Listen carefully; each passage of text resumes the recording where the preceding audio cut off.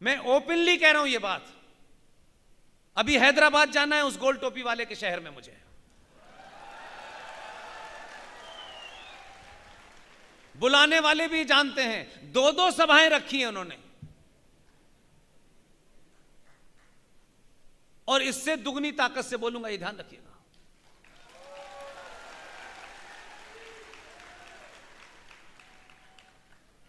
इसलिए आज आपके पास ये जो मौका है, हो सकता है 6 महीने बाद आपके पास ये मौका ही ना हो।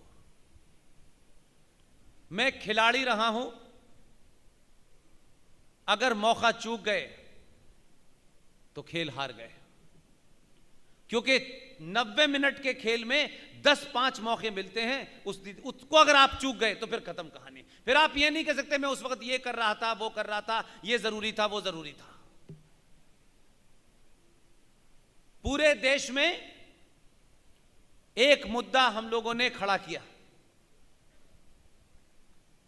जिन लोगों को खड़ा करना चाहिए था वो बेईमान लोग थे, मक्कार लोग थे, चाटुकार लोग थे, उन्होंने नहीं किया। जिनकी ये जिम्मेदारी थी, जिनके लिए आपने उन्हें चुन के भेजा था, वो पार्लियामेंट में 5 थे, 10 थे, 15 थे, 100 थे, मुझे इससे मतलब नहीं था। उनका बहुमत नहीं था, इससे भी मुझे मतलब नहीं था। लेकिन अगर मैं कोई काम नहीं कर सकता हूं और मुझे मालूम हो, तो कम से कम चिल्ला चिल्ला करके 100 लोगों को बता तो सकता था मैं, ताकि देश के अंदर यह पता चलता कि एक जघन्य अपराध हुआ, हम उसे रोक नहीं पाए, लेकिन हमने चिल्ला चिल्ला के गली गली मोहल्ले मोहल्ले लोगों को बता दिया कि अगली बार यह सवाल जरूर पूछना, लेकिन हमने नहीं किया। मेरे भाई, हमारे वो तमाम सारे लोग जिम्मेदार हैं जो इसका ठेका लेके घूम रहे हैं। और हमारे बीच में भी ऐसे, हमको दुनिया की पता है कि अमेरिका में क्या हो रहा है, आज कौन सी फ्रांस में फैशन आई है, लेकिन जिससे हमारा अस्तित्व समाप्त हो रहा है उसके बारे में हमको एक लाइन नहीं पता। दुनिया का सबसे बड़ा दुश्मन भी यह सोचता होगा कि ये दुनिया के ऐसे पहले मूर्ख हैं कि हम खुलेआम करते हैं, ये तब भी समझना नहीं चाहते। इसका मतलब है कि आप अव्वल दर्जे के लालची और कायर लोग हैं। आपके यहां मौका है, करिए, बोलिए, चिल्लाइए।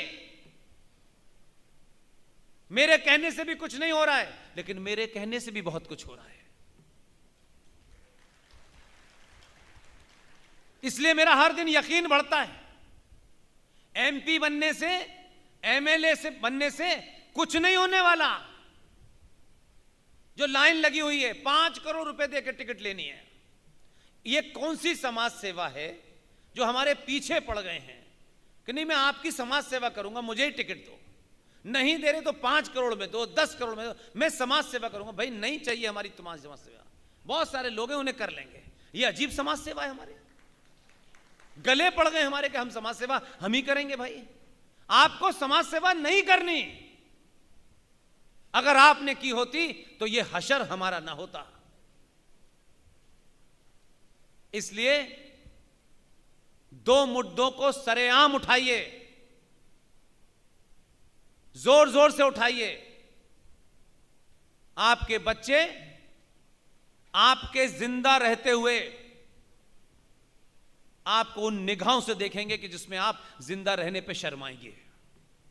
यह ध्यान रखिएगा। जो जघन्य अपराध हमने किया है, और आज भी हम नहीं बताना चाहते, हम रोज नई नई बातें करेंगे। जीएसटी इतनी आ गई, आज ये हो गया, आज वो हो गया। अरे कुछ मुद्दे जिंदगी में चलते रहते हैं सुबह से लेकर शाम तक, लेकिन कुछ मुद्दे होते हैं जिससे पूरे परिवार का, पूरे राष्ट्र का वजूद, उसका अस्तित्व खतरे में होता है। वो मुद्दे हमारे कभी मुद्दे बने नहीं, क्योंकि वो निजी स्वार्थों से ऊपर उठते हैं उन मुद्दों के लिए। भारत की संसद में हम सबके सामने, ये पार्टी वो पार्टी सब छोड़ दीजिए, ये कोई पार्टी नहीं है सिवाय टी पार्टी के, इन सब की आंखों के सामने ये हुआ। और अब पूछो तो कहते हैं हमें पता नहीं है। किस लिए गए थे तुम चुन के पार्लियामेंट के अंदर? किस लालच में तुम नहीं बोले? अगर तुम्हारा कमिटमेंट होता इस राष्ट्र के साथ तो कोई सा कारण तुमको नहीं रोक सकता था। तुम संसद में नहीं बोल सकते थे, संसद के बाहर 50 जाके पार्टियों में जाते हो, 50 सभाएं करते हो, लोगों को अवेयर कर देते। कम से कम लोग कहते कि यह आदमी संसद में नहीं रोक सकता था क्योंकि इसका बहुमत नहीं था। इसने सड़कों पे गली गली मोहल्ले मोहल्ले उस खतरे के बारे में हमें बता दिया। हम उस एसडीएम का गला पकड़ेंगे, उस डीएम का गला पकड़ेंगे, उस प्रधानमंत्री का गला पकड़ेंगे। हम चारों तरफ इतना 90 करोड़ शोर मचाएंगे कि दुनिया को यह याद आ जाएगा कि इनको सच बात पता चल गई है। नहीं किया हमने ये। और आपके गुजरात में 3 घटनाएं हो रही हैं। मुझे इस बात का दुख है कि गुजरातियों को कैसे नहीं पता। अभी हुई है महीने 2 महीने पहले, 3 महीने पहले सूरत में हुई है। इसलिए कि यह आपके डिस्कोर्स का हिस्सा नहीं है, क्योंकि आपको ना उस शब्द का पता है। जैसे गांधी जी को एक शब्द का पता नहीं था, उन्होंने उस शब्द के कारण ही अनर्थ कर दिया। आपको वफ नाम के शब्द का मतलब पता है? वफ करना यानी वसीयत कर देना। इस्लाम के अंदर वफ करने का कंसेप्ट है। आपने अपनी प्रॉपर्टी, अपनी जमीन जायदाद अल्लाह के नाम कर दी। 1923 में अंग्रेजों ने कानून बनाया था, वफ प्रॉपर्टी एक्ट। फूल वाले चचा को अपनी दुकान चलानी थी, उन्होंने 1956 में उसमें अमेंडमेंट कर दिया। फिर उनकी परिवार के एक बच्चे ने, जो हवाई जहाज चला रहा था, यकायक प्रधानमंत्री बन गया। उसने 1985 में उसमें अमेंडमेंट कर दिया। आप सब सोते रहे, हम सोते रहे। हमको क्या लेना देना है? हमको तो यह देखना है आज बजट में किसमें छूट मिली, चावल सस्ता हुआ कि नहीं हुआ, बिजली फ्री हुई कि नहीं हुई। हमको पता ही नहीं चला। 1995 के अंदर फिर अमेंडमेंट हो गया और 2013 में कानून बन गया। आज भी भारत के सनातनी हिंदू को इस घटना का पता नहीं है,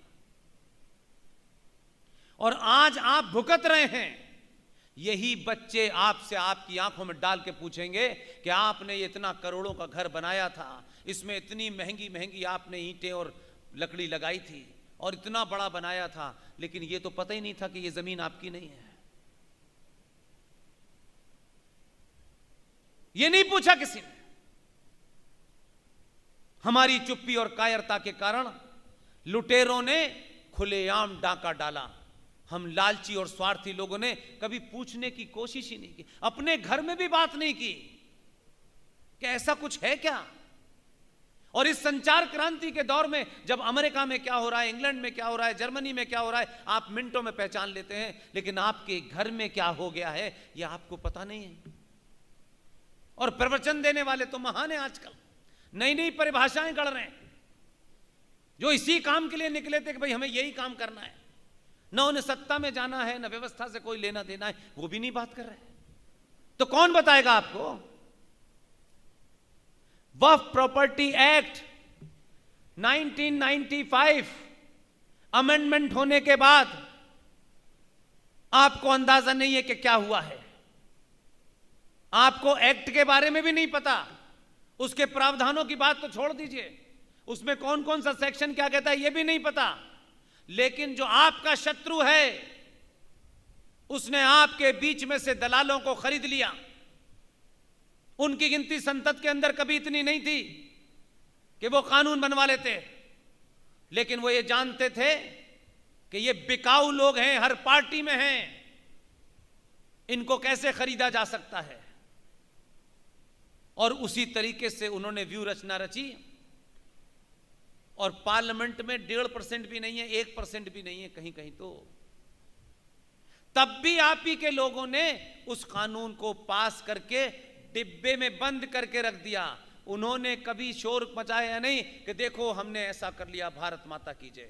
हम तो हर छोटे मुद्दे को दुनिया को बताते हैं कि ये हमने बड़ा काम किया। चुप रहे। और पहला काम ये किया, वक्फ प्रॉपर्टी एक्ट 1995 के प्रावधान सेक्शन 40 और 36 के तहत जो उसमें सेक्शन बने हुए हैं, वो सेक्शन ने ये कहा कि वक्फ प्रॉपर्टी बोर्ड,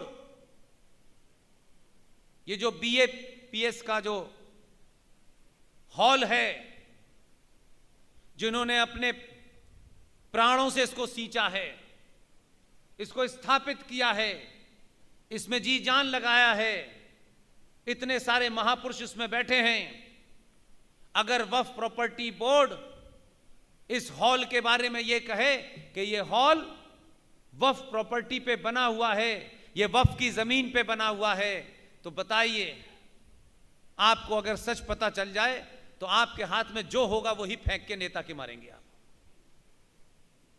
और मारना चाहिए। तुमने हमें धोखा दिया है। उसका सेक्शन 40 कहता है कि वक्फ बोर्ड को इस जमीन पर, यह वक्फ की जमीन है, ये बिल्डिंग वक्फ पे बनी हुई है, इसके लिए उसे कागज नहीं दिखाने।